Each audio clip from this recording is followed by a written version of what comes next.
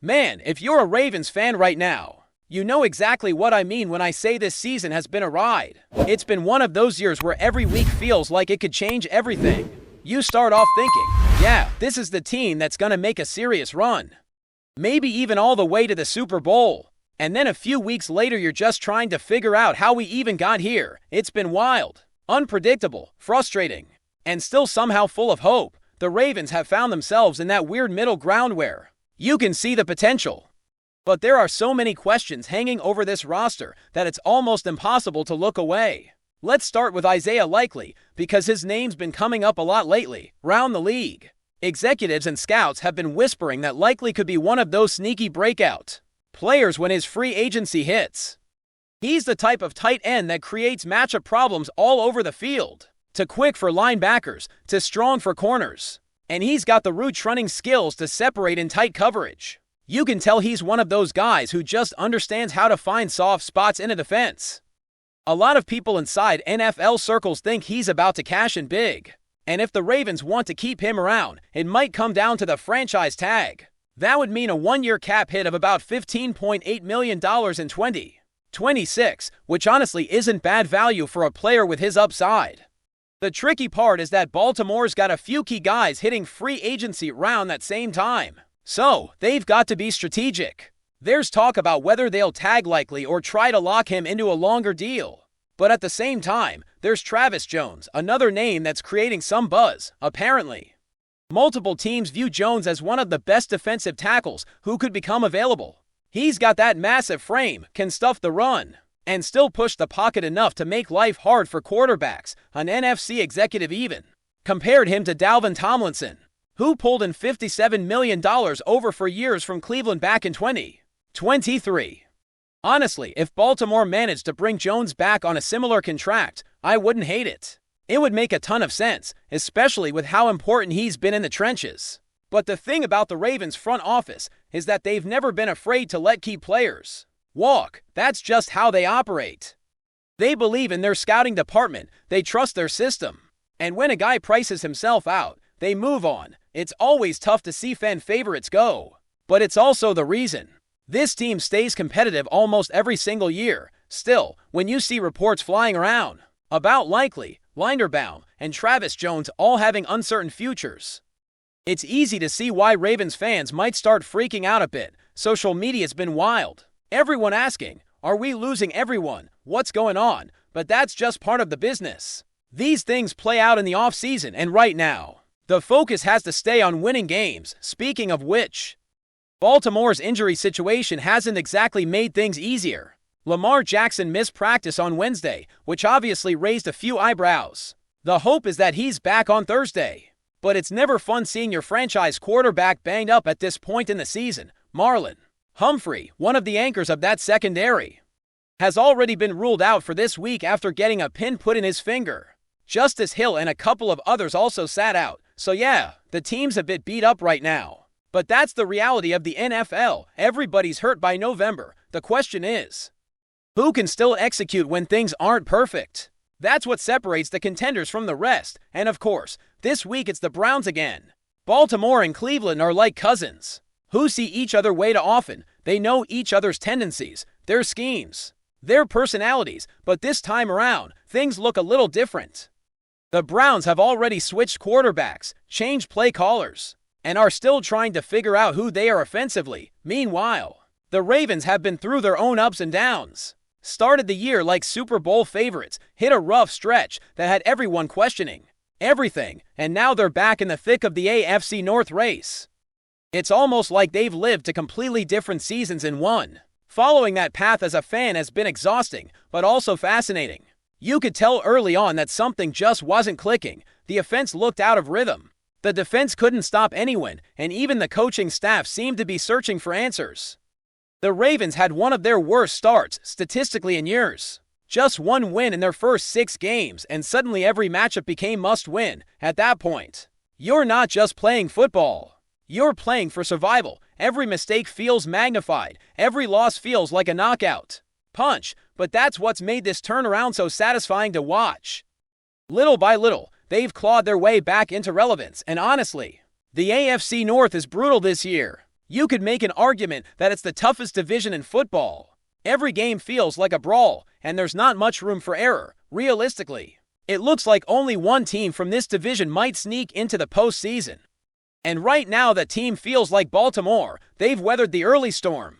They've gotten healthier in key spots. And they've started to rediscover their identity on both sides of the ball. Lamar coming back has been a game changer, even if he's not 100% yet. You can feel the energy shift when he's out there. The offense just looks more confident, more dynamic. He brings that spark nobody else can replicate. The defense, on the other hand, has quietly turned a corner since the bye week. Earlier in the season, they couldn't stop the pass or the run. They were giving up big plays left and right, but lately, they've been playing like a completely different unit. Just 3 touchdowns allowed in the last few weeks, 10 turnovers forced. And they're holding opponents to around 13 points per game. They've been blitzing more, getting creative with their pressure packages. And it's paying off. The sack numbers aren't eye-popping yet. But the effort and disruption are definitely there. For comparison, Myles Garrett alone has 11 sacks for the Browns, while the entire Ravens defense has 12. So, yeah, there's still room for improvement. But at least they've started finding ways to get to the quarterback again. What's been really interesting is how they've started using Kyle Hamilton differently. Earlier in the year, he was moving all over the place. But now they're letting him play closer to the box more often, and it's made a huge difference. He's thriving in that role. You can tell it fits his instincts better. That, plus some of the adjustments they've made with their front seven, has made this defense feel like a real force again. And honestly, they're going to need it. The schedule only gets tougher from here. And while the next few games are winnable, you can't take anything for granted.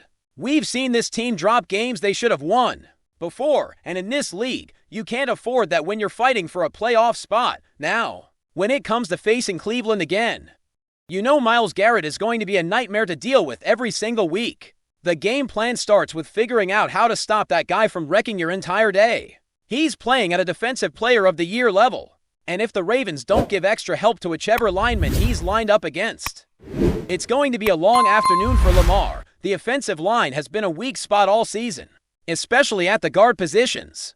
And even Roger Rosengard has taken a bit of a step back in his second year. It's been rough. And Lamar has taken some of the hardest hits of his career because of it. That's why keeping him healthy has to be priority number one. And the thing is, this offense can't afford to play scared. They've got to protect Lamar, yes. But they also have to stay aggressive. When they're at their best, the Ravens play with rhythm and confidence, quick reads, fast tempo, and letting Lamar make plays on the move. When they get conservative, everything falls apart. Cleveland's defense isn't perfect. And if Baltimore can control the pace early, they can absolutely take over this game. Looking at Cleveland, it's clear they're still trying to find their identity. The quarterback carousel has been a story all season, with Dylan Gabriel stepping in and trying to make sense of a shaky offensive line and a playbook that's been in constant flux. They've made adjustments, yes, changed play callers, tried to tweak the scheme, but the results have been inconsistent at best. Last week's game against the Jets highlighted some of those struggles.